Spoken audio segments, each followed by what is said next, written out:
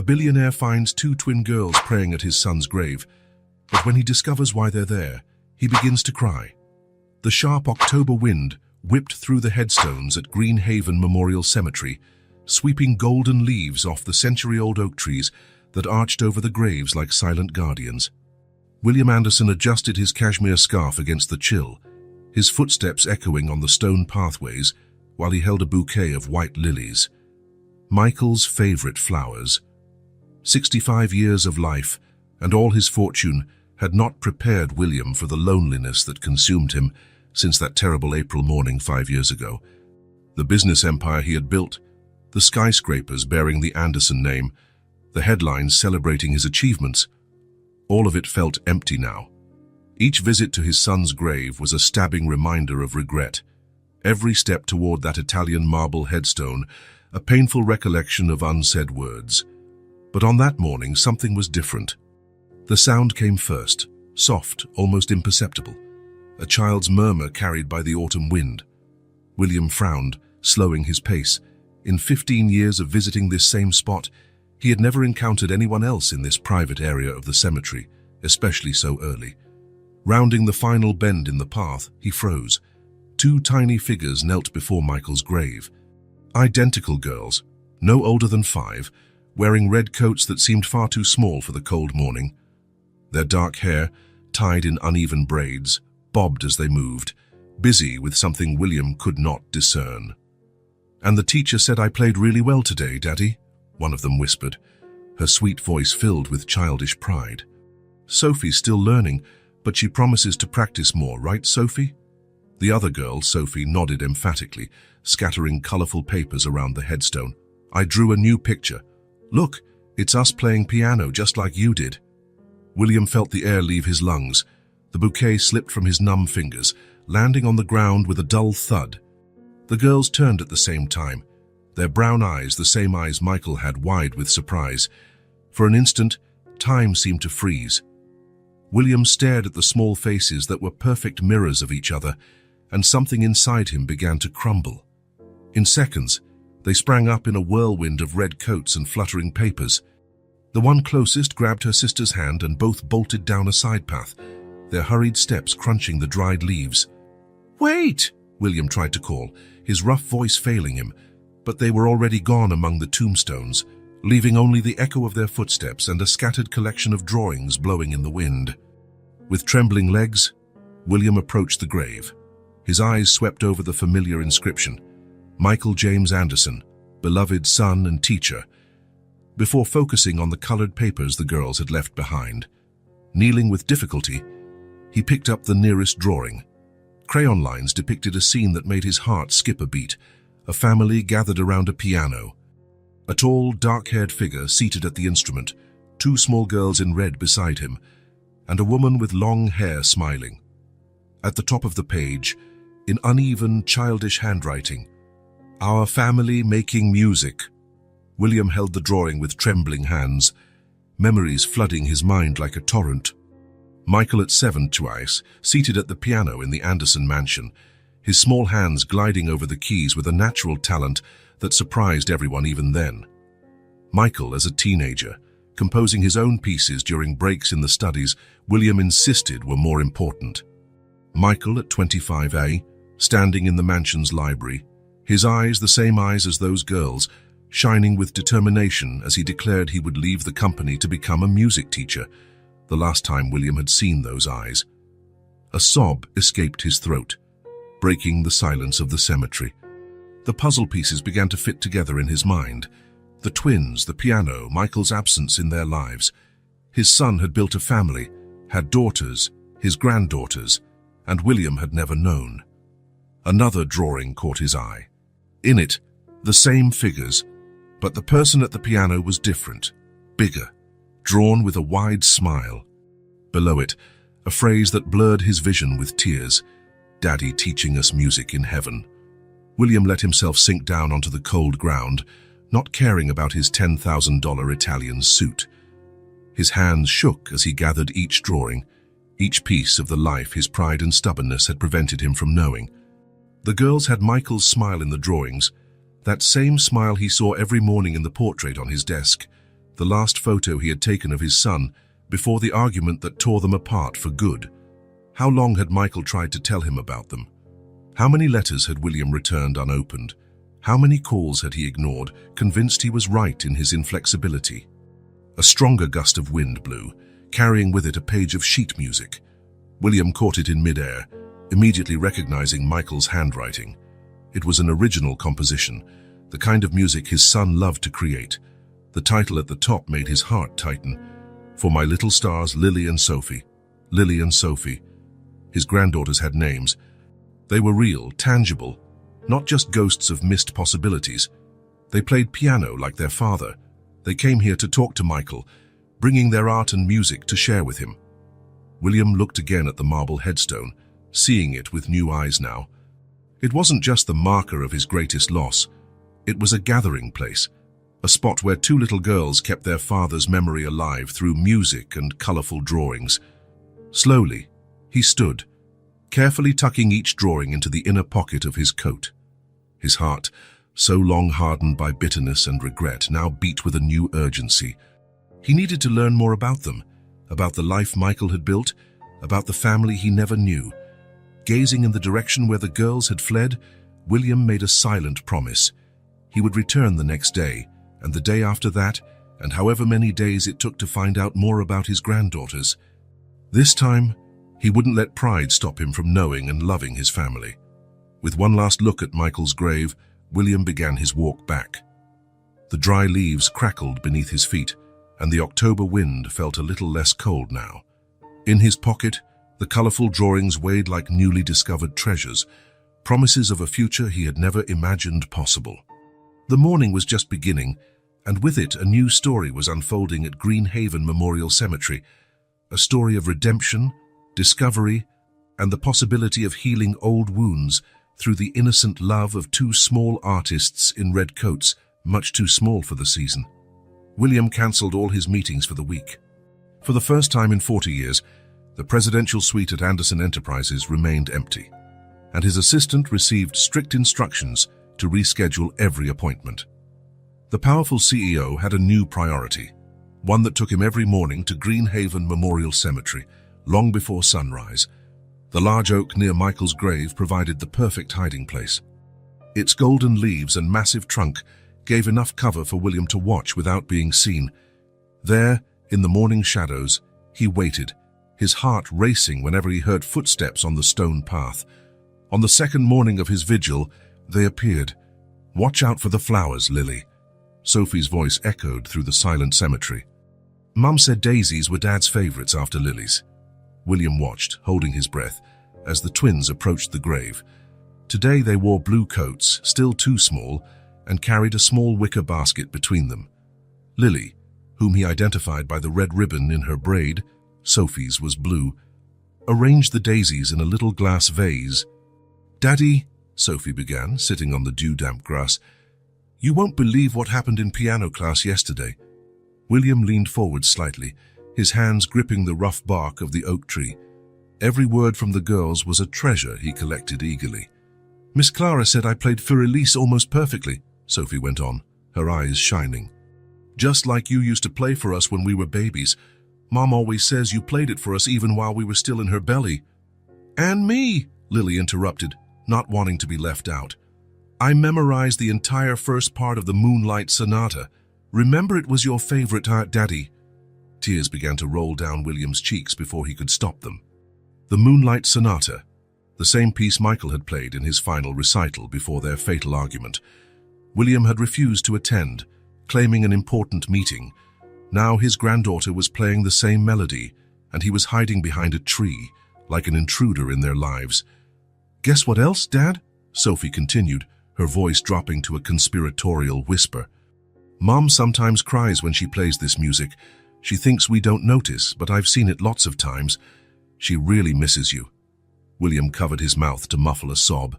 His legs gave out, and he slowly slid down the trunk of the oak, sitting on the damp ground. Tears were now streaming down his face, staining his impeccable Italian suit. "We miss you too," Lily added, gently touching the headstone. "But Mom says you're always listening to us play up there in heaven. It's true, right, Dad?" William buried his face in his hands, his body shaking with silent sobs. How could he have been so blind? So proud. His son had built a beautiful family, filled with music and love. Everything William once dismissed as a waste of time.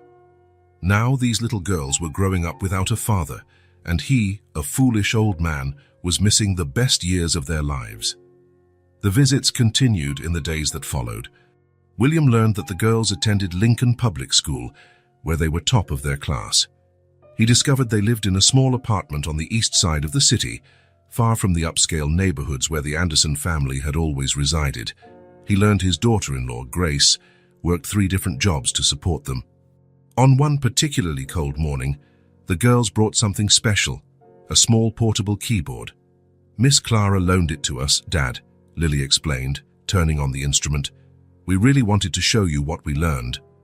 William watched, his face still wet with tears, as his granddaughter's tiny hands moved over the plastic keys. The melody of Fur Elise drifted through the cemetery, not played perfectly, but performed with so much love and dedication that it made his heart feel like it would burst. "This one's for you, Daddy," Sophie said at the end of their performance. "We practice every day. Someday we're going to play just like you." After the girls left that morning, William remained seated on the ground for a long time, his back resting against the oak, his face streaked with dried tears. Next to him on the grass lay an envelope the girls had left behind, a program for a recital at the community music school, scheduled for the end of the month. Lily and Sophie Anderson were listed among the performers.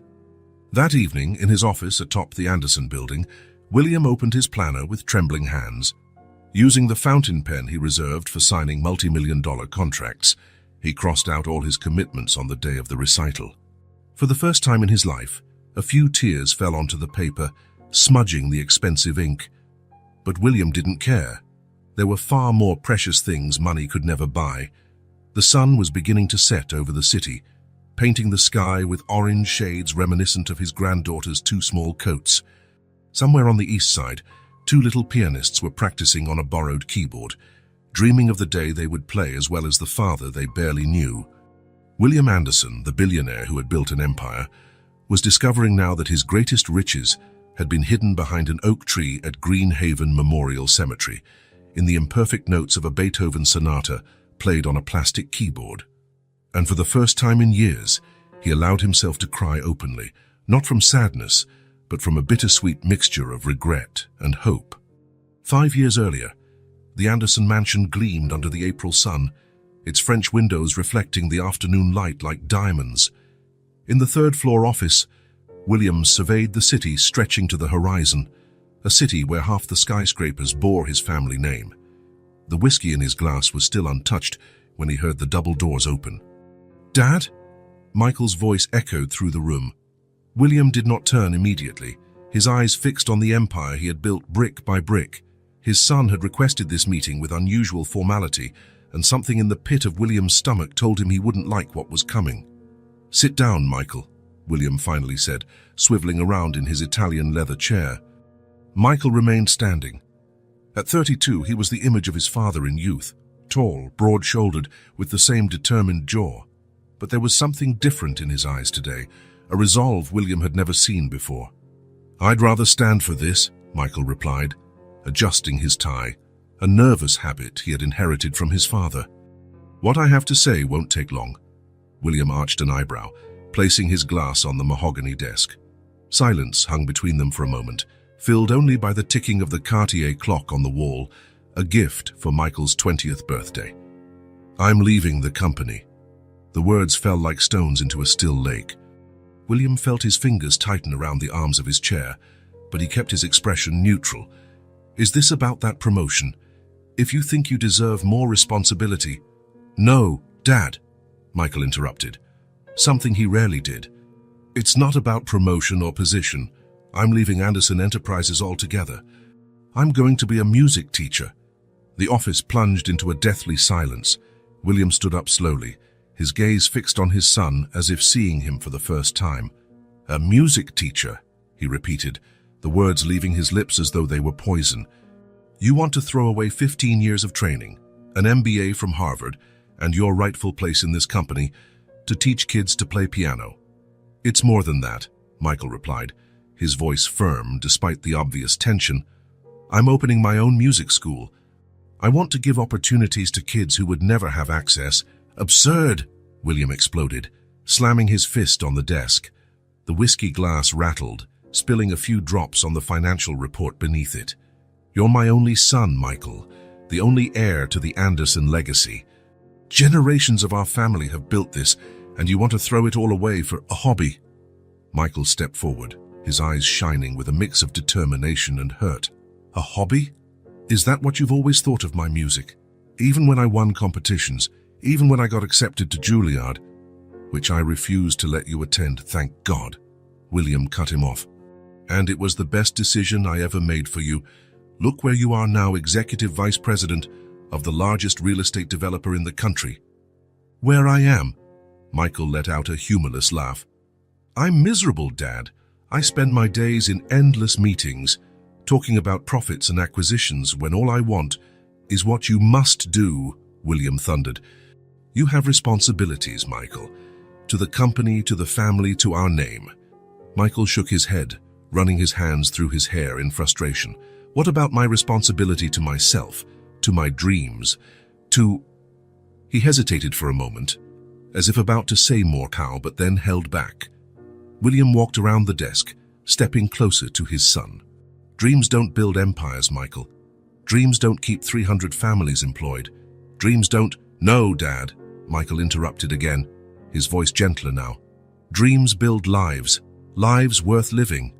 He pulled something from his suit pocket, a flash drive. "Here's my resignation letter, along with all the reports for the projects I'm supervising. I've given a month's notice, more than enough time to train my replacement." William stared at the small object as if it were a bomb about to go off. "If you walk out that door," his voice trembled slightly, "if you abandon your position, there will be no coming back." Michael placed the flash drive on the desk and stepped back. "That's always been the problem, hasn't it? Everything is about positions, about legacy, about what others will think. But what about what I think, what I feel?" "What you feel," William scoffed bitterly. "Feelings don't pay the bills, Michael. Feelings don't build the future." "No, Dad, feelings build families, something you seem to have forgotten a long time ago." The words struck William like a slap. For a moment, he saw not the executive vice president of Anderson Enterprises, but the 12-year-old boy who would play piano late into the night, dreaming of stages and applause. "You're throwing your life away," William said, his voice lower now, almost pleading. "Everything I built, it was for you." Michael smiled sadly. "No, Dad. You built it for yourself, for your pride, for your legacy. I never asked for it." He turned toward the door, pausing for a moment with his hand on the handle. "You know what's ironic? You always said music wouldn't pay the bills, but I'd rather live without money than keep living without dreams, without a soul." William felt something break inside him, pride, maybe, or fear. "If you walk out that door," his voice was hoarse now, "don't come back." Michael paused, his hand trembling slightly on the handle. For a moment, father and son locked eyes, 2 generations of Anderson, separated by a chasm of expectations and unrealized dreams.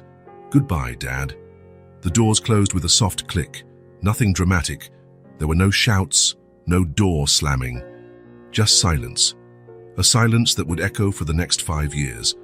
William stood motionless for several minutes, staring at the closed doors. Finally, he staggered back to his chair and reached for the phone. "Margaret," his voice was metallic, "prepare a statement for the board. Michael Anderson is no longer a part of Anderson Enterprises. Effective immediately." He hung up before his secretary could reply and, with trembling hands, poured himself another whiskey. The sun was beginning to set over the city, casting long shadows through the office windows. Somewhere below, Michael Anderson was walking away from the family mansion for the last time, carrying with him not just his dreams, but secrets his father would never discover in his lifetime. That night, for the first time in decades, the piano in the Anderson mansion's music room remained silent, its keys covered by a thin layer of dust that no one would dare disturb again. William stared into the emptiness of his office at Anderson Enterprises, the same office where, 5 years ago, he had held his last conversation with his son. The Cartier clock that he had given Michael still ticked away on the wall, a constant reminder of time that never returns. His fingers drummed on the mahogany desk, the exact spot where Michael had left the flash drive containing his resignation. "Feelings don't pay the bills," he had said on that fateful day. Now, gazing at the city through the same French windows, William prepared to find out exactly how his daughter-in-law was paying hers. "I have the information you requested, Mr. Anderson." Frank Martinez, a former police detective and now the most discreet private investigator in the city, slid a manila envelope across the desk. It was 5:30 a.m., a time chosen specifically to avoid inquisitive looks at the company. William opened the envelope with slightly shaking hands. The first photo showed a young woman, no older than 35, her brown hair pinned in a messy bun. She wore a simple but well-kept blazer and carried a folder of sheet music. "Grace Thompson Anderson," Martinez began in a professional tone. "Widow of Michael Anderson, 34 years old, graduated cum laude in piano from the Municipal Conservatory. She met your son when both volunteered at the St. Francis Community Center." The mention of the community center reminded William of Michael's words, "I'm opening my own music school. I want to give opportunities to kids who would never have access." So that's where it had all begun. "She holds 3 jobs," Martinez continued. "In the morning, from 7 to 11 a. Pansatu, she teaches private piano lessons in homes on the north side. From noon to 5 p.m. She works as a waitress at the Boulevard Cafe. And from 7 to 11 p.m. She's the resident pianist at Milano Restaurant." William closed his eyes for a moment. 4 hours of sleep a night, 6 days a week. That was how his son's widow lived, proving him wrong about that final conversation. Feelings might not pay the bills, but Grace was doing exactly that, fueled by her love for her daughters and for Michael's memory. What about the girls? Lily and Sophie Anderson, 5 years old. They attend Lincoln Public School during the day. While their mother works the night shift, they stay with Mrs. Eleanor Martinez, no relation to me, he added with a slight smile. A retired neighbor who charges very little to look after them. William moved on to the next photo. Grace was at the Boulevard Cafe, balancing 3 plates with a serene smile on her face. Her uniform was immaculately clean, but her shoes showed clear signs of heavy wear. "Keep discreet observation for a week," William instructed, his voice husky. "I want every detail of her routine."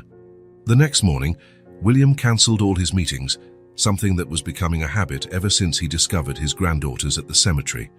He parked his Bentley 3 houses down from the Parkington residence, where Grace taught her first lesson of the day. Through the French windows, he could see his daughter-in-law seated at the piano, patiently guiding a young girl's hands over the keys. Her face lit up each time the student hit a correct note. The same expression he now recalled seeing on Michael's face whenever he talked about teaching music. "You're throwing your life away," he had told his son that last day. Watching Grace now, William realized how wrong he had been. Michael hadn't thrown his life away. He had dedicated it to something bigger than money or status, and Grace, his widow, carried on that legacy with a dignity that made William feel small in his $500,000 Bentley. At 11:15 a.m., Grace rushed out, hurrying to catch the bus downtown. William instructed his driver to follow discreetly. On the way, he saw her pull a small notebook from her bag and study sheet music, making use of every minute of the commute. At the Boulevard Cafe, he watched her quickly swap the blazer for a cafe uniform. Through the window, he saw her navigate between tables with natural grace, always smiling, always polite, even when a customer spilled coffee on her clean shirt. Summoning courage, William entered the cafe, disguised with dark glasses and a newspaper. He chose a discreet table, his heart pounding as Grace approached. "More coffee, sir?" she asked. Up close, he could see the dark circles carefully hidden beneath a thin layer of makeup. Even so, her eyes still held the same determined spark that reminded him so much of Michael it hurt. "Yes, please," he answered, lowering the newspaper strategically. Grace poured the coffee with precision, and for a moment, a moment that made William's heart nearly stop. She studied him with a curious expression. There was something in her gaze, a shadow of recognition that made him hold his breath. But then another customer called for her, and the moment passed. That evening, William took a discreet table at Milano restaurant. The establishment was elegant but not luxurious, the sort of place mid-level executives might bring their spouses on special occasions, nothing like the five-star restaurants he frequented. Grace sat at the piano promptly at 7 p.m. Her long black dress hid her worn shoes, and with her hair down and more elaborate makeup, she could easily pass for one of the customers. Her fingers glided over the keys with the same passion William remembered seeing in Michael. The first piece she played made William freeze in his seat, Moonlight Sonata. The same piece Michael had played in his last recital, the one William had refused to attend. "She's incredible, isn't she?" a waiter remarked, noticing his interest. "She's been with us for 4 years. Never late, never complains. And the tips left on the piano help with her daughter's music lessons." "Her daughters play too?" William asked, his voice raspy. "Oh, yes. 2 little pianists, just like their mother and father. God rest his soul." William watched as a drunk customer requested something more upbeat. Grace smiled politely and transformed the Chopin nocturne she was playing into a jazzy rendition that earned applause from the patrons. Adaptable, resilient, exactly as Michael had been. At 11:15 p.m., Grace left the restaurant. William followed in his car, watching her run to catch the last bus of the night. 20 minutes later, she got off in a modest neighborhood on the east side, hurrying 3 blocks to a small apartment building. On the 3rd floor, an older lady, Elena, he presumed, opened the door before Grace even knocked. "They just fell asleep," William heard the woman say. "Sophie wanted to stay up, but I told her you'd need them rested for breakfast." "Thank you, Elena." Grace's voice was tired but kind. "I don't know what we'd do without you." William remained in his car, watching the light come on in apartment 302. Through the window, he saw Grace approach a small sofa where 2 little figures slept bundled in blankets. She kissed each of her daughters, adjusted their covers, and then sat at a small digital piano in the corner of the room. Wearing headphones so as not to wake anyone, she began to practice. Midnight, and Grace Thompson Anderson was still working, preparing for her morning lessons. At the window of apartment 302, Grace kept practicing, her fingers moving silently over the keys of the digital piano. From where he sat, William could see sheet music hung on the walls, some framed, others just taped up. Among them, he recognized a few of Michael's compositions. One in particular caught his eye. It looked like the last piece Michael had composed. The title, visible even from that distance, read, "For Grace and Our Stars." The date at the top indicated it was written just a week before the accident. William felt something hot roll down his cheek and realized he was crying. The business card of Detective Martinez in his pocket seemed to weigh a ton. How long had Michael tried to tell him about her? About the twins? How many letters had he ignored? How many phone calls refused? The sky was beginning to lighten by the time William finally started his car. On the passenger seat, Martinez's report contained further details. Overdue rent, the girls' medical bills, Grace's dream of enrolling them in a proper music school. Grace Thompson Anderson had built an entire life from the ruins of Michael's dream. Without complaint, without asking for help, she kept the music alive for her daughters, even if it meant playing until her hands hurt and her feet bled. William glanced one last time at the lit window of apartment 302. In a few hours, Grace would wake at 5:30, make breakfast for the girls, and start the cycle again. Her daily symphony of love, dedication, and sacrifice. "Feelings don't pay the bills," he had told Michael that last day. But Grace was proving otherwise every single day. Her feelings, her love of music, of Michael, of her daughters, were exactly what made her rise each morning to face 3 jobs with a smile. And for the first time in 5 years, William Anderson felt ashamed of his surname, not for what it meant in the business world, but for what it had cost him in terms of family. In his empty office, the Cartier clock went on with its relentless ticking, marking every lost moment, every missed opportunity. but perhaps it now also marked the beginning of a new melody. After a week following Grace's steps, William couldn't sleep anymore. Images of his daughter-in-law working tirelessly, of the twins in their two small coats, of the modest apartment on the east side of the city. All of it haunted him in the long hours of the night. It was on one of those sleepless nights that he found himself rummaging through the old cabinet in his home office. At the bottom of the last drawer, he found a shoebox his secretary had stored away years ago. "Returned correspondences," read the label in careful cursive. William sat in his leather armchair, the box weighing heavily on his lap as though made of lead. One by one, he began to examine the letters. All were unopened, each stamped with "Returned to sender" in bold red. The first was dated just a week after their argument. "Dear Dad, I know you're furious with me, but I need you to understand. Music isn't just a hobby, it's who I am. Yesterday, I gave my first lesson at the community center. A 10-year-old girl played her first full piece and cried from happiness. Her smile meant more than any financial report I've ever signed." William had to stop for a moment, his hands trembling. How many times had Michael tried to explain this to him? How many times had he refused to listen? The next letter was from 3 months later. "Dad, the music school is beginning to take shape. I found the perfect space in the old theater on Madison Street. It needs renovations, but the potential is amazing. And I've met someone special. Her name is Grace, and she understands music the way I do. I wish so much that you could meet her. Grace." William ran his fingers over her name, recalling the gentle smile she still wore after exhausting work shifts. The letters continued, month after month. Michael wrote about the progress of the school, about his students, about how his love for Grace grew. William read every word now, absorbing all the news he had once rejected out of pride. Then he came to the letter that made his heart stop. "Dear Dad, I'm going to be a father. Grace is pregnant.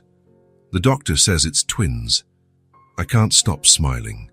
I know you're still angry with me, but they're your granddaughters. Please, Dad, don't let your pride stop you from meeting them." William let the letter fall, tears blurring his vision. Twins.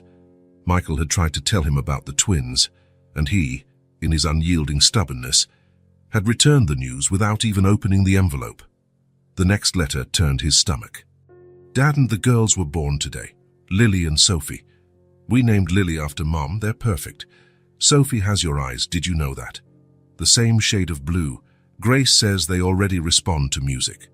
I play the piano for them every night." More letters followed.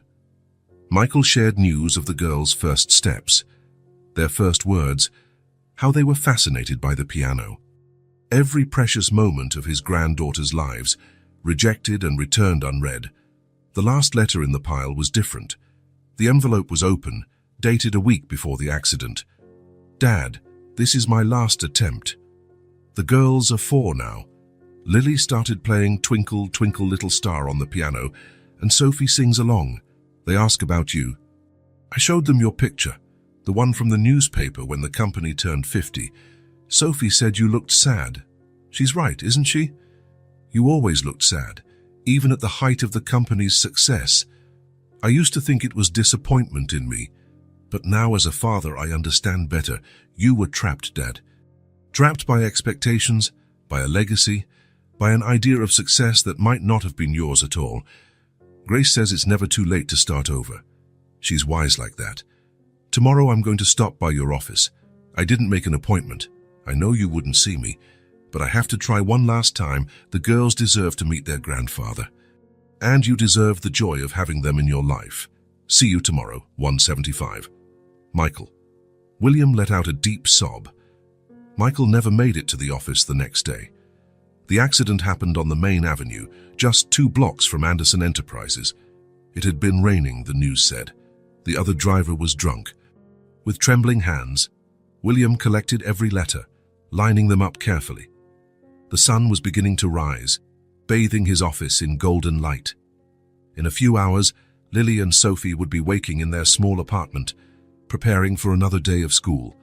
Grace would be rushing to her first piano lesson of the day. He picked up the last letter again, rereading Michael's words. "It's never too late to start over," Grace had said. "Could it be true?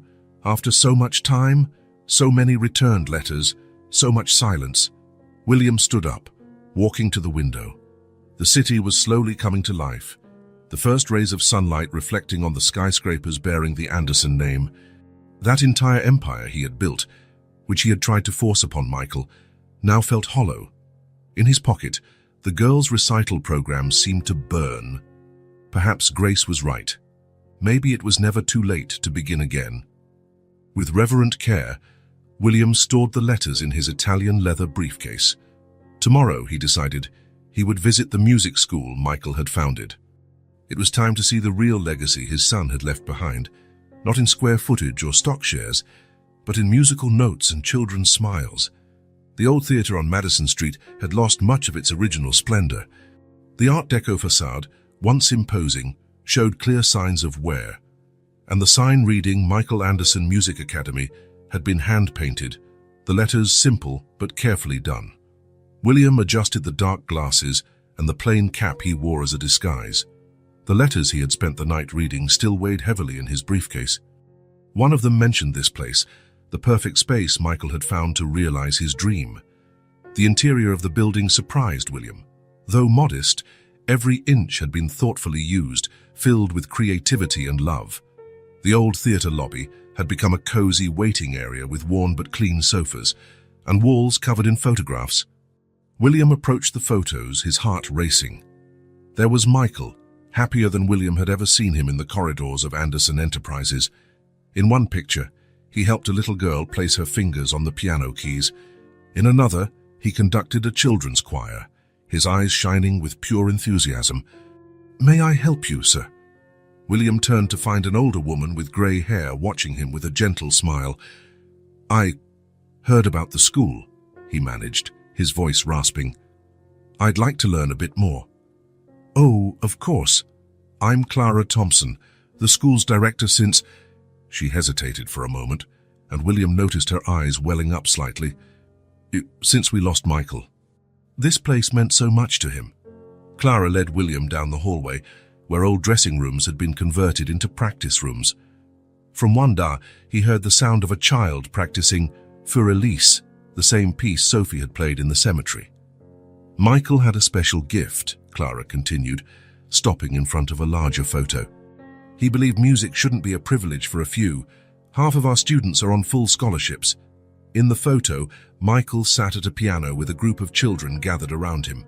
William recognized the smile, the same one he now saw in his granddaughters. "The kids adored him," Clara sighed. "He had a unique way of teaching. He used to say everyone has their own music inside. They just need help finding it." They stopped by a room where a boy of about 12 was playing the violin.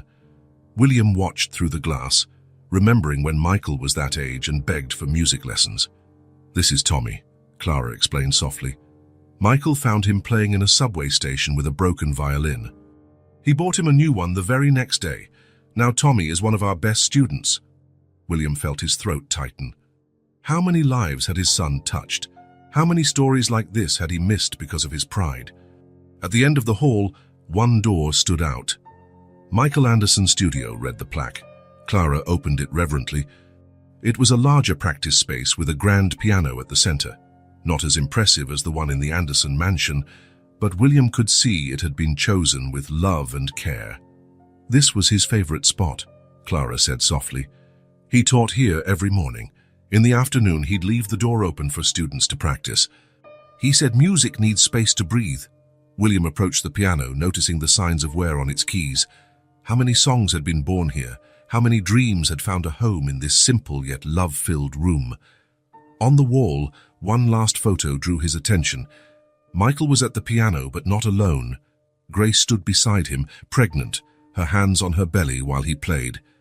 The date in the corner indicated it was taken a few months before the twins were born. "He was so happy when he found out they were 2 girls," Clara commented, following his gaze. "He used to say they danced whenever he played the piano." William removed his dark glasses, caring no more about the disguise. His hands trembled as he touched the photograph. "Music was his life," he murmured, more to himself than to Clara. "Yes," she agreed softly, "but you know what's most beautiful? His legacy lives on.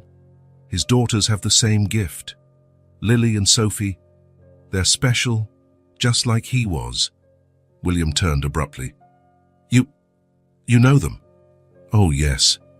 Grace brings them here whenever she can. They sometimes practice in this very room.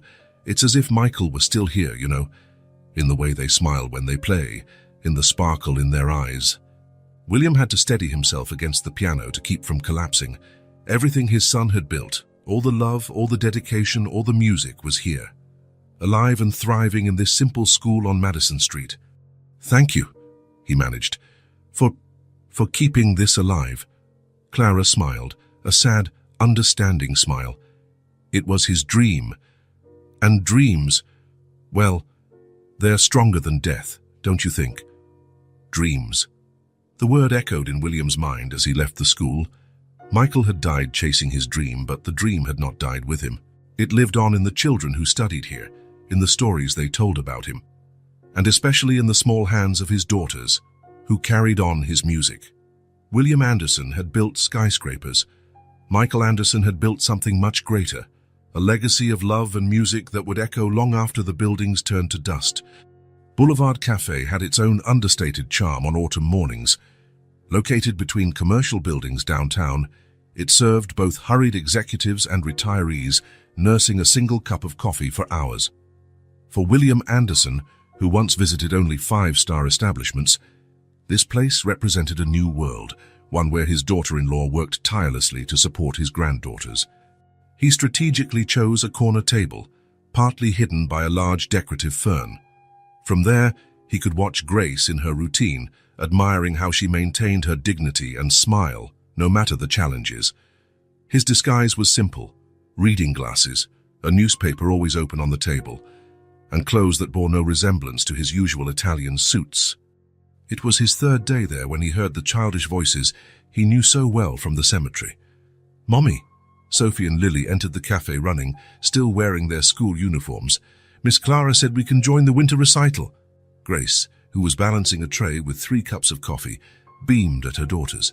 "That's wonderful, my stars. But remember, quiet voices in the cafe, okay?" The girls nodded, taking seats on a small bench near the counter.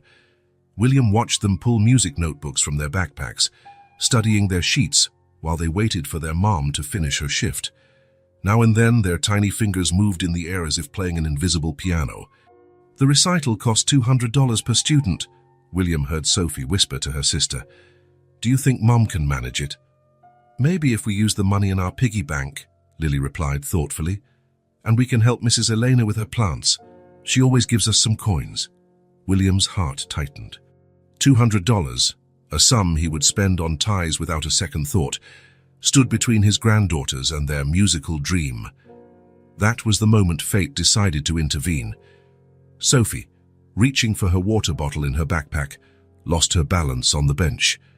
William saw it in slow motion, the girl falling, her eyes wide with shock. Without thinking, he moved with agility he didn't know he still possessed, catching her before she hit the floor. For a moment, he held his granddaughter in his arms, and the world seemed to stop. Her eyes, Michael's eyes, stared at him in surprise and curiosity. William felt tears welling up, but managed to hold them back. "Are you all right, sweetheart?" His voice came out hoarse, choked with emotion. "Sophie!" Grace appeared beside them, her face pale with worry. "Oh my God, thank you, sir. Thank you so much." William helped Sophie up, his hands trembling slightly. The girl smiled at him, that smile that was a perfect copy of Michael's. "Thank you, mister," she said. "You were so fast, like a superhero." Grace knelt, checking her daughter. "Did you hurt yourself, honey?" "No, Mom. The nice man caught me just in time. He's got ninja reflexes." Lily approached, studying William with interest. "Your eyes are blue like ours," she observed, in that candid way children have. William felt his heart skip a beat. Grace noticed too, and for a moment both terrible and wonderful, he saw something pass across her eyes. Recognition, suspicion. But the moment passed. A customer called for her attention, and Grace had to leave, not without thanking him again with a gentle smile. "Do you like music?" William asked the girls, noticing their music notebooks. "Yes," Sophie answered enthusiastically. We're going to join the winter recital, or at least we hope to. It's the most important recital of the year, Lily added, her face turning serious. Important people come to watch, people who offer scholarships at Riverside Music School. William knew Riverside well. It was the most prestigious music school on the East Coast. The kind of institution that could give the girls the musical education Michael had dreamed of for them. You must practice a lot, he commented, returning to his seat. Every day, Sophie said proudly. Mom always says talent is important, but dedication matters more. Just like Dad used to say, Lily chimed in, her expression growing thoughtful. Oh, he was a music teacher, you know, the best ever. William had to grip the table to stay upright. I'm sure he was, he managed to say. Grace returned at that moment, calling the girls, Time to go home, my stars. Let's thank this gentleman again. James, William improvised quickly. James Wilson. Thank you, Mr. Wilson, Grace smiled. Sophie has a knack for accidents. It was lucky you were here. It wasn't luck, William wanted to say. It was destiny. It was the universe giving him a second chance. After they left, he remained seated for a long time, his cup of coffee growing cold and untouched. His mind was racing, formulating a plan. The next morning, the director of the music school where the girls studied received an interesting phone call. An anonymous benefactor wanted to set up a scholarship fund, with one specific condition. Sophie and Lily Anderson should be the first recipients. But sir, the director argued, we need documentation, a name for the records. The Wilson Foundation will take care of everything, William replied, using the alias he had created at the cafe. The important thing is that the girls can attend the winter recital, and please ensure they have the best teachers. Money is no object. In the weeks that followed, William established a routine. Every afternoon at 2 p.m., he was at the Boulevard Cafe. Sometimes Grace served him. Other times he watched from a distance as the girls did their homework on the stool at the counter. He discovered Sophie had a contagious laugh and loved princess stories. Lily was quieter, but her eyes lit up whenever she talked about music. Both had Michael's natural gift for the piano, and also Grace's tireless determination. One day, he overheard Grace talking with a co-worker during her break. I don't understand, she said, sounding emotional. First the mysterious scholarship, and now this. The director said someone donated 2 new pianos specifically for the girls' lessons. Maybe they have a guardian angel, her colleague suggested. Grace gazed out the window, thoughtful. Michael always said music has the power to create miracles. Maybe he's still watching over the girls somehow. William lowered his newspaper, hiding the tears forming in his eyes. He wasn't a guardian angel, just a grandfather trying to mend years of mistakes, one small piece at a time. In his leather briefcase, he no longer carried only million-dollar contracts, but also the weekly reports he requested from the music school about his granddaughter's progress. Every little victory they achieved was recorded and treasured. The first time Sophie played a sonata flawlessly. Lily's solo in the school choir, their rising scores in music theory. Yet it was torture too. Every smile they offered him at the cafe, every excited "Hi, Mr. Wilson," reminded him he was a stranger in their lives, an imposter living in the shadows of the life he could have had if not for his pride. At night, alone in his empty mansion, William found himself playing the old piano in the music room, the same one Michael had loved so much. The keys, long silent, seemed to awaken under his tentative fingers. He remembered the melodies his son had played, the songs he had never allowed himself to truly hear.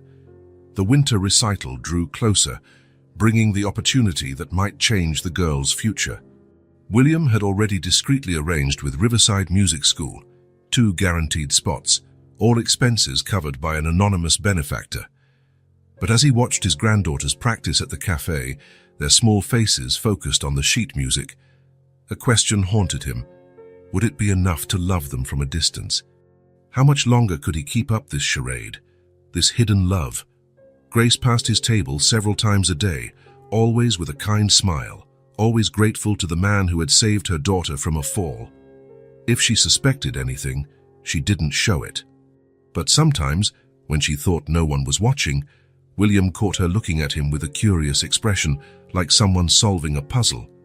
"You sure do like coffee, Mr. Wilson," she remarked one day, refilling his cup for the third time. "The coffee is good," he answered gently, "but the company is better." Grace smiled, and for a moment William saw what Michael must have seen in her, that quiet strength, that ability to make music out of life's fragments. "The girls like you," she said. "They say your eyes are kind." William nearly dropped his cup. Kind. That was how his late wife used to describe Michael's eyes. "They're special children," he managed to say. "They are," Grace agreed, her voice tinged with a blend of pride and melancholy. "Just like their father." William watched her walk away, his heart heavy with secrets and regrets. In his mind, Michael's voice echoed from the letters he'd never opened. "They deserve to meet their grandfather. And you deserve the joy of having them in your life."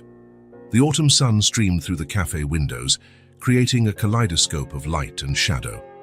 At the counter, Sophie and Lily continued studying their music sheets, occasionally sending smiles his way.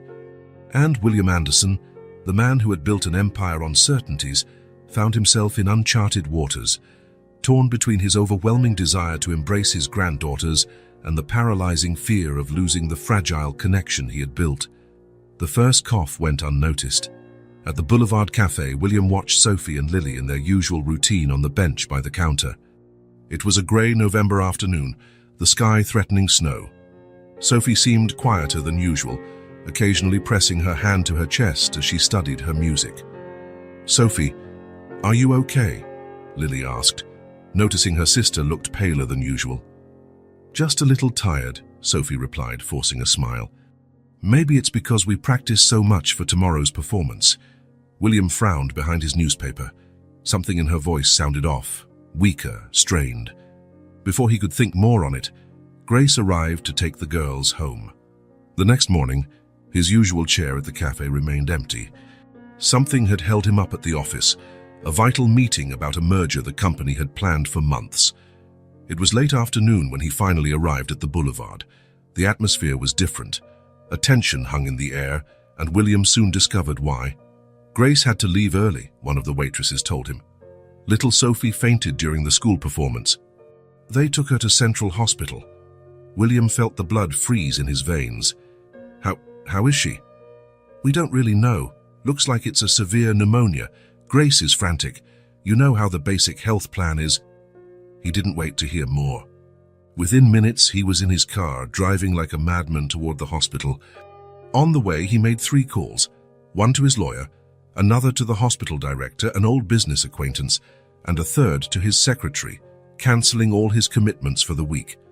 Central Hospital was a stark contrast to the private clinics William was used to. In the crowded ER, he found Grace sitting in a plastic chair, Lily sleeping in her lap. She still wore her cafe uniform, stained with coffee, no time even to change clothes. "Severe bacterial pneumonia," William overheard a doctor explaining to her.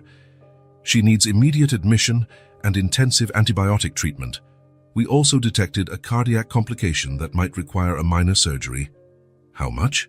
Grace's voice sounded strangled. "How much will it cost?" The doctor hesitated. "With all the tests, medications, and possible surgery, around $60,000. William saw Grace's face go white. $60,000, the price of the watch on his wrist. For her, an impossible sum. I can take out a loan," she began, her voice trembling. "Maybe sell the piano." "Not the piano, Mom." Lily woke in alarm. "It's the only memory we have of Dad." William could no longer stand by. He stepped away discreetly and made another call. 15 minutes later, a social worker entered the waiting area. "Mrs. Anderson, I have wonderful news. Your daughter has been selected for the Children's Medical Assistance Program. All treatment costs will be covered." Grace blinked, confused. But I never applied for any program."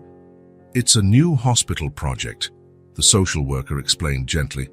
"For special cases like Sophie's, don't worry about the expenses. Just focus on her recovery." William watched from a distance as Grace was led to Sophie's room. Through the small window, he saw his granddaughter hooked up to tubes and monitors, looking even smaller among all that equipment. The days dragged on. William practically moved into the hospital, always staying at a distance, always observing. Grace spent her nights in the uncomfortable chair beside the hospital bed, holding Sophie's small, feverish hand. Lily alternated between the hospital and Mrs. Elena's home, her eyes red from crying. One night, when the corridor was quiet except for the beeping monitors, everything changed. Sophie had a crisis. Alarms blared, doctors ran, and Grace was pushed out of the room. William saw her collapse in the hallway, sobbing, and something inside him broke. He could no longer remain a mere shadow in their lives. He approached slowly, his footsteps echoing in the silent corridor. Grace looked up, recognizing the Mr. Wilson from the cafe. "What are you—" "Grace," he interrupted gently, his voice trembling. "My name is not James Wilson." She frowned in confusion. William took a deep breath, removing the glasses he wore as a disguise. "I'm William Anderson, Michael's father." The silence that followed was deafening. Grace froze, her eyes wide with shock. Recognition and disbelief mixed in her expression. "You," she whispered.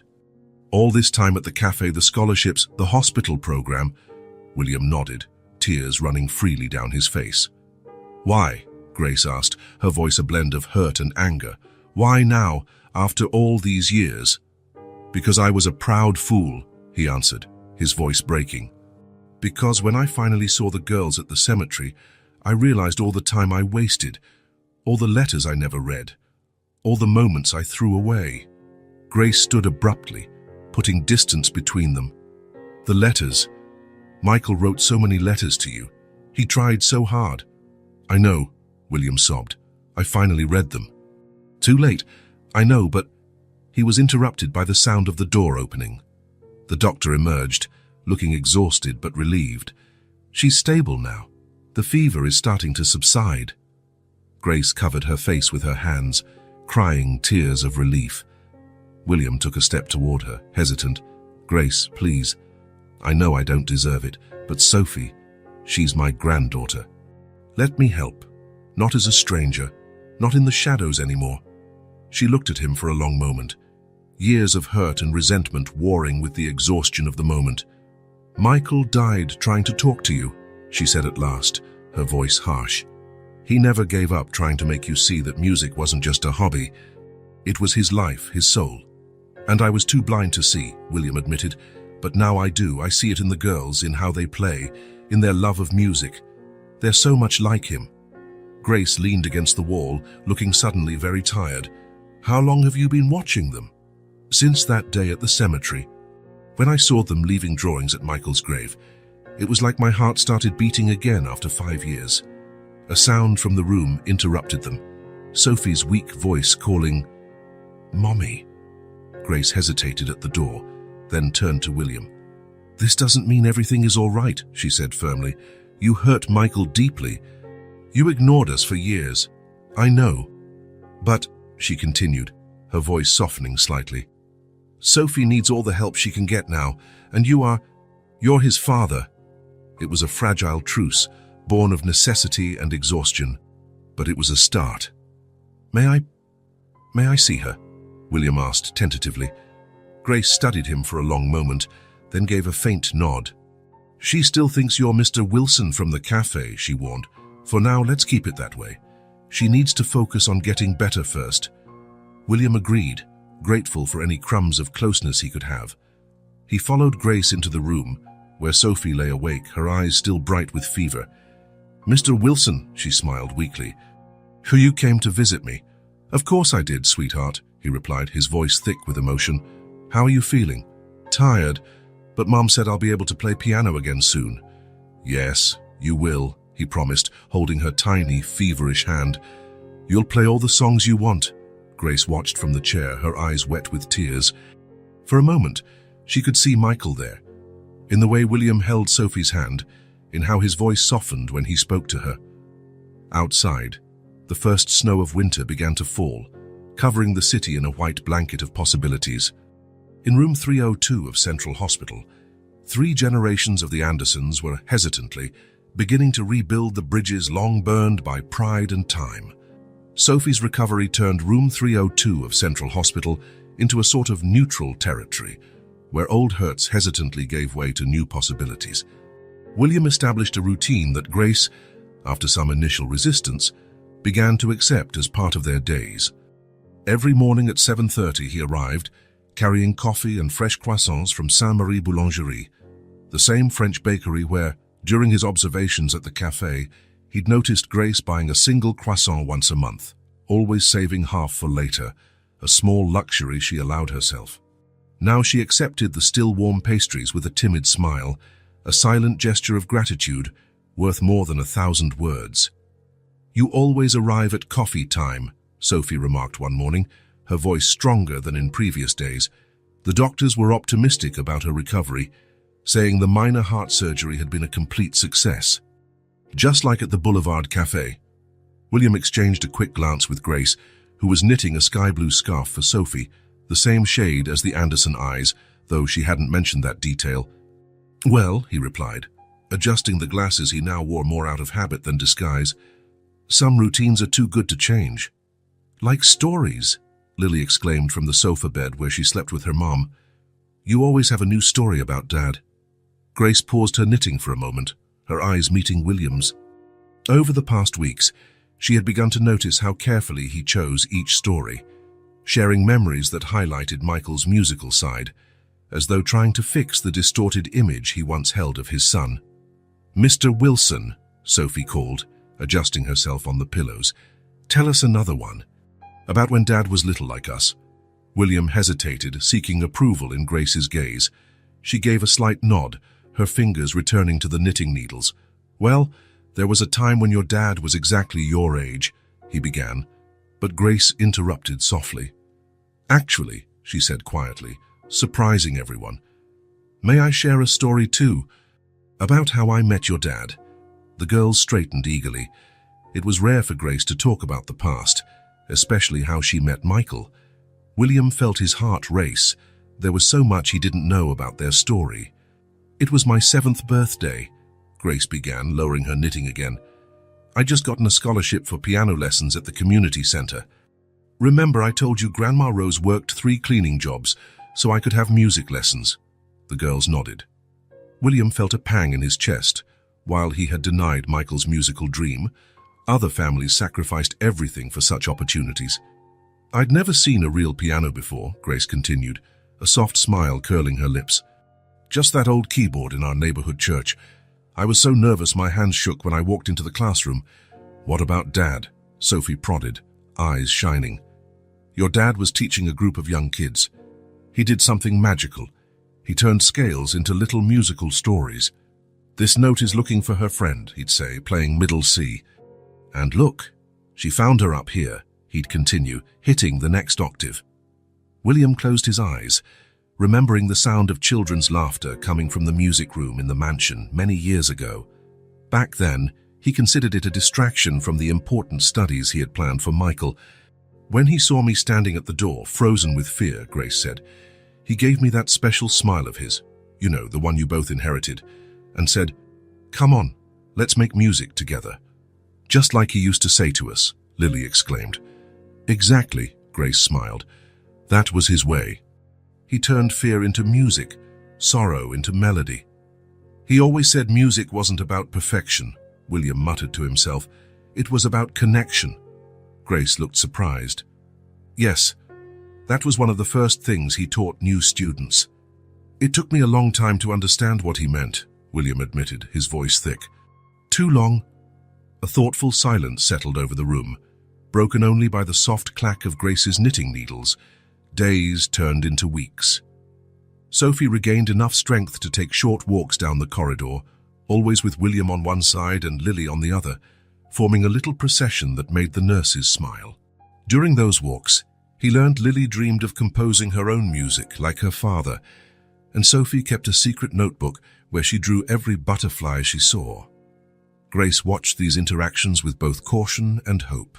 She saw how William memorized every detail about the girls, how Lily wrinkled her nose when concentrating, exactly like Michael, or how Sophie tapped invisible scales on her lap when anxious. It was during one of these walks that William finally gathered the courage. "Grace," he said, while the girls were distracted counting tiles on the floor, There's something I'd like to propose. She stiffened visibly, years of mistrust not easily erased. Sophie will be discharged soon, he continued gently. I'd like to bring you all to see the Anderson mansion, Michael's room. It's exactly as he left it. Grace turned pale. I'm not sure we're ready for that. Please, he insisted, his voice almost a whisper. There are things I need to show you. Things I need to say. Michael, he deserves it. You deserve it. Grace looked at her daughters playing at the end of the corridor. So much like their father, it sometimes hurt to see. I'll think about it, she promised. The following week, on a cold December Sunday, William's black Bentley pulled up in front of the modest building where Grace and the girls lived. Sophie and Lily, in their best dresses, gifts William had insisted on buying to celebrate her recovery, could barely contain their excitement. It's like a Disney movie, Sophie whispered, as the gates of the Anderson mansion opened automatically. The house was as imposing as ever, its white columns rising majestically against the winter sky. William watched the girls stare in awe at everything, their wide eyes reflecting the crystals of the grand chandelier in the entrance hall. Grace walked in silence, taking in every detail. Michael had described this house so many times in his stories that she could almost see him as a teenager running down these stairs, rushing to his music lessons. William led them through the hallways, each step echoing with memories. Finally, they stopped in front of a carved oak door etched with musical notes, an art project Michael himself had done in his spare time. This was his room, Grace murmured, recognizing the carvings from Michael's descriptions. William turned the knob with shaking hands. The room was exactly as Michael had left it 5 years ago. Sheet music scattered on the desk, a guitar propped in the corner, posters of famous composers on the walls. The air had that stale smell of a long-closed space, yet it still carried traces of the cologne Michael used. The girls entered hesitantly, touching each object reverently, as if in a sacred museum. Lily found a worn-out teddy bear sitting on the bed, its brown fur faded by time and love. Mozart, William said softly, his voice laden with emotion. Michael's companion whenever he practiced piano. Your grandmother, my Elizabeth, gave it to him when he was 4. He said Mozart helped him not miss any notes. Grace stopped in front of a photo on the wall. Michael at 15, seated at the piano in the music room, his face lit with that radiant smile she knew so well. It was his first official recital, William explained, coming closer. He'd just turned 15. He chose Beethoven, the Moonlight Sonata. He was so nervous his hands shook at breakfast. Elizabeth practically forced him to eat. He paused, lost in the memory. But when he started playing, it was as if the whole world stopped to listen. That was the first time I truly realized he had something special, something beyond mere talent. What did you do? Grace asked, her voice tinged with the bitterness she couldn't hide. William sank heavily onto Michael's old bed, picking up the worn teddy bear. I enrolled him in extra math and business classes the very next day, he confessed, his voice cracking, because I was so determined he would follow in my footsteps, that he'd take over the company, that he'd be the heir I planned for, that I needed. The girls, sensing the shift in the room's mood, naturally moved closer. Sophie climbed onto the bed beside him, while Lily sat on the floor at his feet. Michael was different from me in every way, William continued, absently stroking the teddy bear's worn fur. Where I saw numbers, he saw melodies. Where I planned acquisitions, he dreamed of symphonies. Where I built walls, he built bridges through his music. His voice faltered. Grace, still standing by the photo, had silent tears streaming down her cheeks. He tried telling me so many times, William went on after a pause. About you, Grace. About how he fell in love not only with your music, but with your heart. About the music school he wanted to open. How teaching kids made him happier than the company ever could. But I didn't listen. I was so fixed on my vision of what he should be that I couldn't see who he really was. William took something from his pocket, Michael's last letter, now creased from repeated reading. The paper's edges were worn, stained by tears in places. When he told me he was leaving the company, I threatened him. I said if he walked out that door, he shouldn't come back. What kind of father does that to his own son? What kind of man chooses pride over love? With the pure innocence of her 5-year-old heart, Sophie took his hand. But you're here now, Mr. Wilson. Or should I say, Grandpa? William froze, glancing at Grace in panic. She wiped away her tears and nodded slightly. Yes, sweetheart, she said gently. He's your grandfather. Your dad's father. That's why your eyes are the same color as ours, Lily exclaimed, jumping to her feet. And why you were always at the cafe watching us, and why you got so sad when you saw our drawings at the cemetery. Forgive me, William sobbed, pulling the twins into a hug for the first time. Forgive me for taking so long to find you, for wasting so much time. For being such a fool. Grace approached slowly, settling into the chair at the desk where Michael had spent hours composing. Michael talked about you a lot, you know, she said after a long moment. Even after the fight, even after all the returned letters, he used to say that one day you'd understand. That once you had grandchildren, maybe. He was much wiser than me, William interjected, still holding the girls. He always was. Grace, I know I don't deserve your forgiveness, or his, but these girls, they're all I have left of him. Please, let me be part of their lives. Your lives. Grace glanced around the room, at the yellowed sheet music, the silent guitar in the corner, the photographs telling the story of a boy who became a musician despite all odds. Michael believed in second chances, she said at last.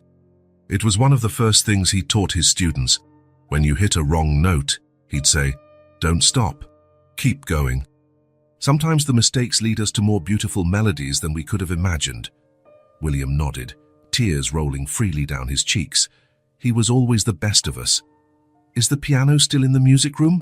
Grace asked suddenly. Yes, William replied, surprised. No one has touched it since that day. Girls, Grace called, standing up. How about we show your grandpa what you've been practicing?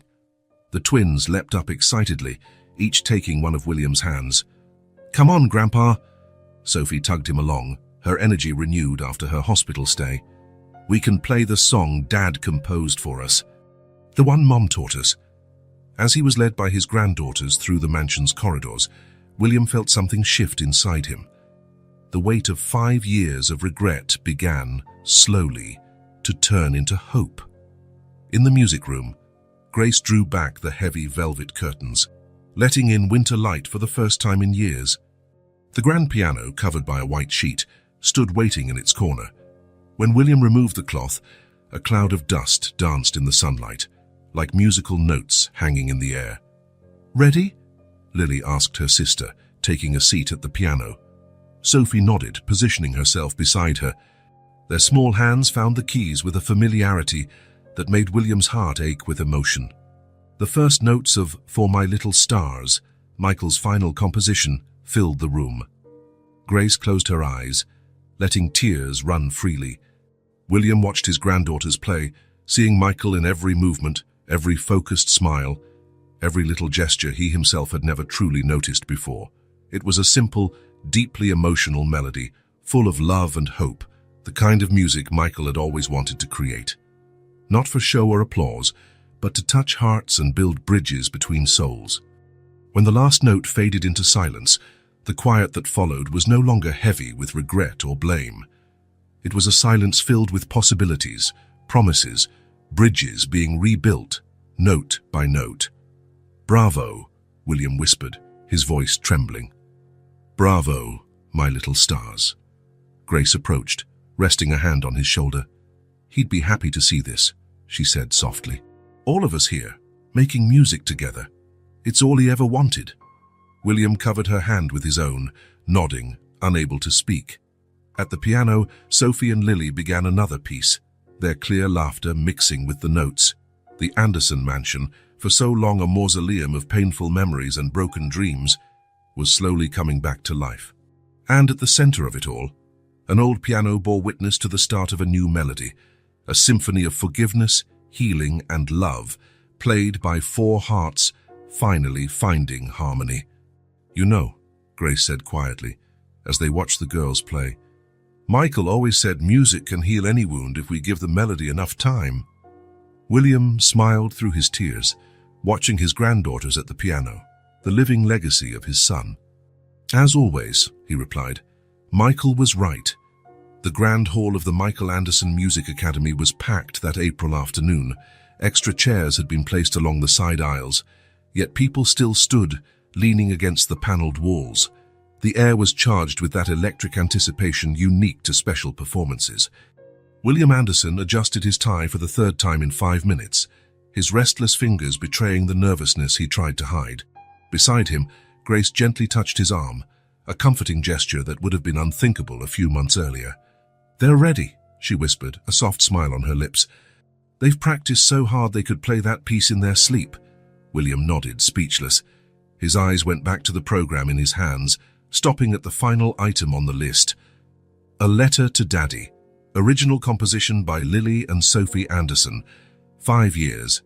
5 years since Michael had passed, leaving a void William thought impossible to fill. 5 years since that last conversation in the Anderson Enterprises office, where harsh words and pride had created an apparently insurmountable chasm. Yet here he was now, seated beside the daughter-in-law he had come to admire and love like a daughter, about to watch his granddaughters debut their first original composition. Destiny, William thought, had a peculiar sense of irony. The lights in the hall slowly dimmed, and Clara Thompson, the Academy's director, took the stage. Her navy blue gown shimmered in the spotlight, creating an almost ethereal effect as she approached the microphone. "Good evening, everyone," her gentle voice resonated. "Tonight is very special for our Academy. Not just because we celebrate another spring recital, but because today marks 5 years since we lost someone very dear." William felt Grace squeeze his hand. The grip was firm, as though both needed that anchor to withstand the surge of emotion any mention of Michael always stirred. "Michael Anderson was not only an exceptional music teacher," Clara went on, her voice faltering a bit. "He was a dreamer who turned notes into possibilities, who heard music where others heard only noise. He believed every child deserved the chance to find their own melody." The stage lights glowed softly, revealing the magnificent Steinway grand piano Michael had loved so much. Beside it stood 2 small figures in white dresses with blue sashes, the same color as the Anderson eyes waiting for their turn. "Tonight," Clara continued, "his daughters, Lily and Sophie Anderson, will perform an original composition, a letter in musical form to the father who, I'm sure, is listening from a very special place." William held his breath as his granddaughters approached the piano. Lily sat first, adjusting the bench with Michael's same meticulousness. Sophie stood beside her, tiny hands clasped in front of her, in a gesture so reminiscent of Grace. "Good evening," Lily began, her voice clear and confident, just like her father's. "The piece we're playing tonight is special. We started writing it when we visited Dad at the cemetery, and we finished it with help from Mom and Grandpa." William felt tears begin to form. He vividly recalled the evenings spent at the piano with the girls, helping them shape their musical ideas into notes on paper. It was like having Michael back, in each expression of concentration, each smile of discovery when they found the perfect chord. "Our music has 3 parts, Sophie explained, taking over with the same poise as her sister. "The first part is about missing him, the second is about remembering, and the last is about love and forgiveness." Her final words were directed straight at William, and he had to swallow a sob. Grace squeezed his hand harder, and he sensed she was crying as well. Lily placed her fingers on the keys, and Sophie sat next to her. For a moment, there was absolute silence in the hall. Then the first notes began to flow. The opening melody was soft, almost tentative, like children's footsteps in a quiet cemetery. William recognized the pattern immediately. It was the lullaby he used to sing to Michael when he was small, before music became a battleground between them. The girls had transformed that simple tune into something deeper, weaving in minor notes that spoke of loss and longing. Gradually, the music changed. The second part introduced brighter themes, musical reminiscences of the stories Grace told about Michael. William could hear echoes of his son's favorite pieces, tiny snippets of the Moonlight Sonata, fragments of Fur-Elise, all masterfully woven into a sonic tapestry that spoke of happy memories and everlasting love. But the third part was what finally broke something inside him. The girls started playing a melody he hadn't heard in decades, the first piece he himself had composed, long before becoming the ruthless businessman, back when he still harbored his own musical dreams. It was a song he had played only once, for Elizabeth, the night Michael was born. How had they found it? Then he remembered the old journal of sheet music he'd found with Grace while organizing Michael's room. His son had kept that single page of music all those years, even after the fights and harsh words. The old tune morphed into something new under the girls' hands. They interlaced notes of hope among the old phrases, creating a bridge between past and present, between loss and renewal. It was a piece about forgiveness, about second chances, about a love that endures even the greatest storms. When the last note faded, the silence that followed was heavy with emotion. Then, like a wave crashing on shore, the audience erupted in applause. William watched his granddaughters rise, taking the bow Michael always said was the most important part of any performance. Because that's when we thank the music for lending us its magic, he used to say. Grace was the first to reach the stage, enveloping her daughters in a tight hug. William remained seated for a moment, trying to control his emotions. When he finally stood, his legs trembled. "Grandpa," Sophie called, running toward him the moment she spotted him approaching. "Did you recognize the last part?" "Yes, my star," he said, voice hoarse. "I recognized every note." "We found it in Dad's notebook," Lily explained, joining them. "He wrote a note saying it was the prettiest song he'd ever heard." William pulled them both into a tight hug, no longer caring about the tears streaming down his face. Over their heads, his eyes found Grace's, who smiled through her own tears. I need a moment," he said softly after a while. "Do you mind if I—" "Go," Grace replied, understanding instantly. "We'll handle the congratulations here. Take all the time you need." The cemetery was quiet at that hour, the late afternoon sun bathing the headstones in golden light. William walked the now familiar path to Michael's grave, his steps heavy with all the words unsaid, all the hugs not given, all the music unheard. The Italian marble headstone was adorned with fresh flowers, daisies and lilies, Michael's favorites. William recognized the small bouquets made by the twins, each blossom chosen with the same care they gave to their piano notes. Slowly, he knelt on the grass, ignoring the expensive Italian suit. His hands trembled as he touched the cold marble, fingers tracing the engraved letters of his son's name. "Michael," he whispered, voice breaking. "My son, my music boy." The tears came then, hot and thick, carrying years of guilt and pain. "I'm so sorry," he sobbed. "For every time I didn't listen, for every time I chose numbers over notes, for every moment wasted trying to make you someone you weren't." The gentle breeze rustled the leaves of the nearby oaks, creating its own quiet melody, as though nature wanted to accompany his words. "Your girls, they're incredible, Michael. So talented, so full of life and music, just like you were. Grace. She's the strongest person I've ever met. She kept your music alive, even when it hurt the most." William took an old sheet of music from his pocket, his first and only composition, yellowed by time. "You kept this," he murmured, carefully unfolding the page. "After all I said, after how I acted, you still held on to this piece of the father I used to be, the man who once dreamed of music the same way you did." His fingers traced the notes on the page, remembering the night he wrote them, seated at his parents' old piano, his heart overflowing with love for the tiny miracle just born. "I promise you, son," he continued, his voice growing stronger. "I promise I'll take care of them. I'll make sure your daughters get every opportunity you dreamed for them. I'll love Grace like the daughter she should have been to me all along. And above all," he paused, drawing a deep breath, "I promise I'll keep your music alive. Not just through the girls, but for every child who dreams of melodies and can't afford them. Your dream of a music school for everyone. I'll make it happen, Michael. Bigger than you ever imagined." William remained there a long time, talking to his son as he never had in life.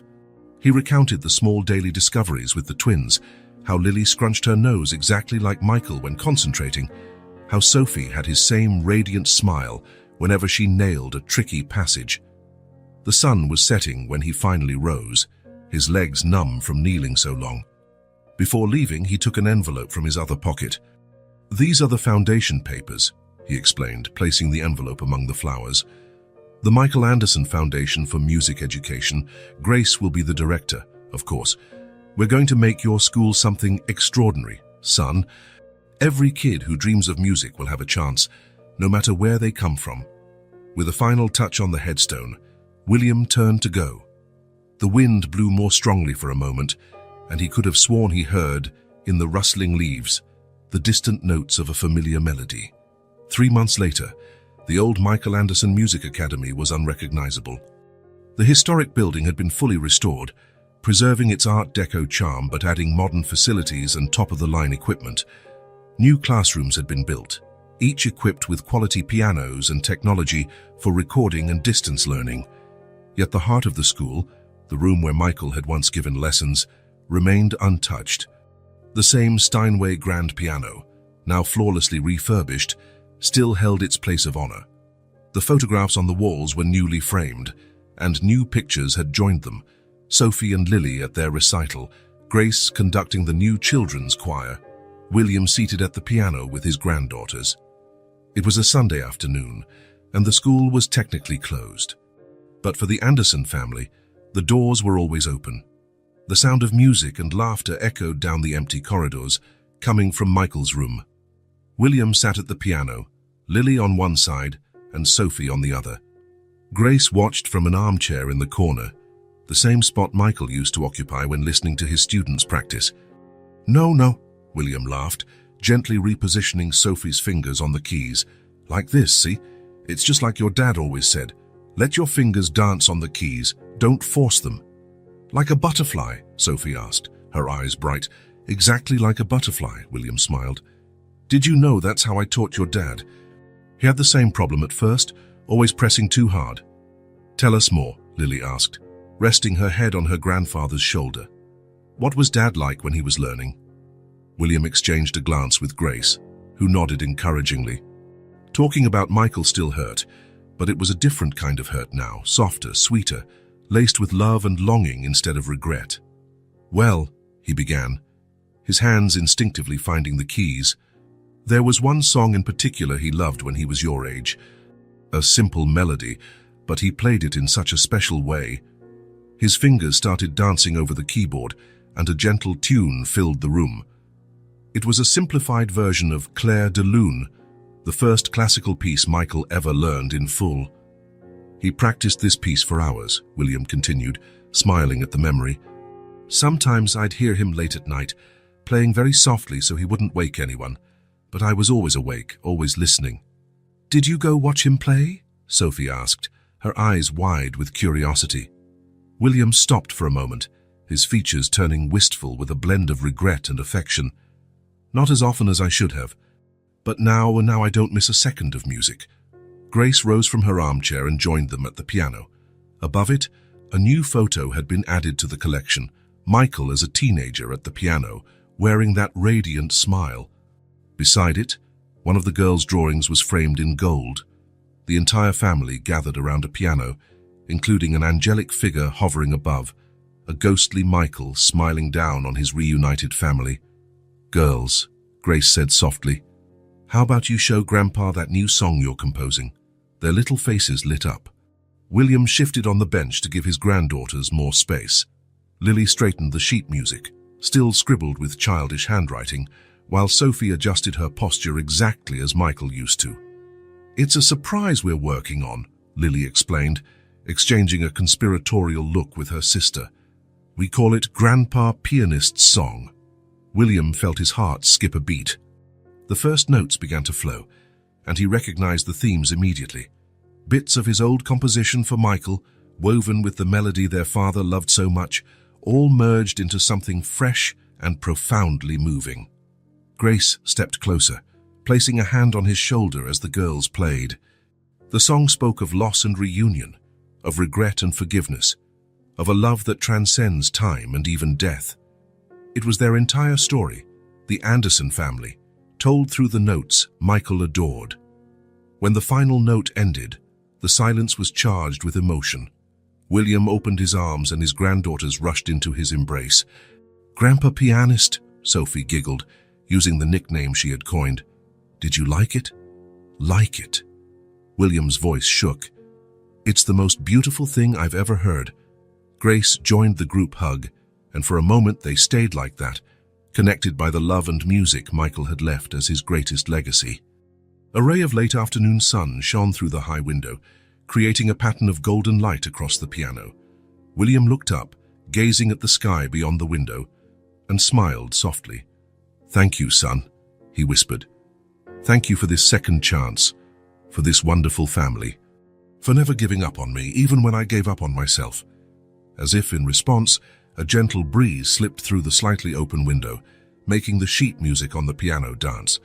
The girls giggled, saying it was their dad sending a kiss. Grace wiped away a discreet tear, and William finally felt at peace.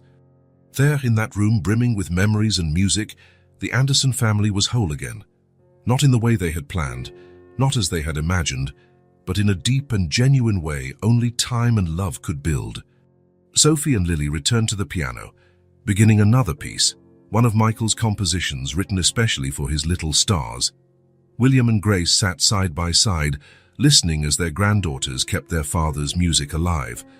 The Michael Anderson Foundation for Music Education would grow to become one of the largest music teaching institutions in the country, offering scholarships to thousands of talented children. Michael's dream of making music accessible to all would come true in a way he could never have imagined. But to William, the real miracle lay there in that room, in the sound of the piano played by his granddaughters, in Grace's gentle smile, in the photographs that told a story of loss and redemption. The true symphony of forgiveness wasn't in grand concert halls or scholarship programs. It was in small moments like this, where love and music intertwined to heal old wounds and create new melodies. And somewhere, William was certain, Michael was smiling, proud of the symphony his family had become.